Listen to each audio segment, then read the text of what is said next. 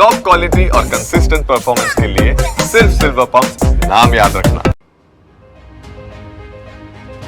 નમસ્કાર, સમાચાર સાથે હું હિના। સમાચાર ભરૂચમાંથી મળી રહ્યા છે કે જ્યાં અંકલેશ્વરના પાનોલીમાં આગ લાગી છે। કેમિકલ કંપનીમાં આગ ફાટી નીકળી હોવાની વિગતો છે। જીઆઈડીસીડી જેલ એક્વા ઇન્ટરનેશનલ કંપનીમાં આગનો બનાવ બન્યો છે। કંપનીને અડીને આવેલી બીઆર એગ્રો કેમિકલ કંપનીમાં પણ આગની ઝપેટમાં આવી ગઈ છે। दूर दूर સુધી ધુમાડાના ગોટે ગોટા નજરે પડ્યા।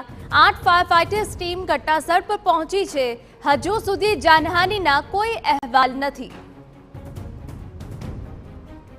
અમારા સંવાદદાતા અંકિત મોદી વધુ વિગતે વાત કરવા જોડાયા છે। અંકિત, ફાયર ફાઇટર્સ કઈ રીતની તજવીજ હાલ હાથ ધરી રહ્યા છે આગને કાબૂમાં કરવા?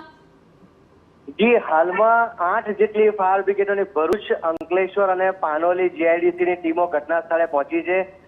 જે જલ એક્વા કંપની હતી તેમાં આગ લાગ્યા બાદ તેને અડીને આવેલી બીઆર એગ્રો કંપનીમાં પણ આગ ફેલાઈ છે અને હાલમાં બંને કંપનીઓમાં આગ બુઝાવવા માટે પાણી અને ફોર્મનો મારો ચલાવવામાં આવી રહ્યો છે। હજુ સુધી કોઈ જાનહાનિના અહેવાલ નથી, પરંતુ હાલમાં બંને કંપનીઓમાં કામદારોની ગણતરી શરૂ કરવામાં આવી છે અને તેના આધારે આગળની તપાસ શરૂ કરવામાં આવશે।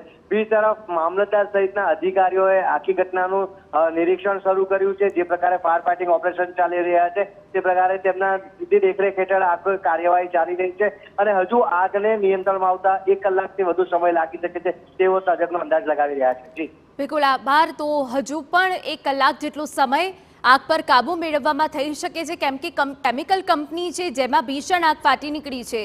જોકે હવે કયા કારણોસર આગ લાગી છે તેની કોઈ સ્પષ્ટ વિગત નથી, પરંતુ ફાયર ફાઇટરની ટીમ ઘટનાસ્થળ પર પહોંચી છે। આગ પર કાબુ મેળવવાના તમામ પ્રયત્ન કરવામાં આવી રહ્યા છે। અત્યાર સુધી જાનહાનિના કોઈ જ અહેવાલ નથી।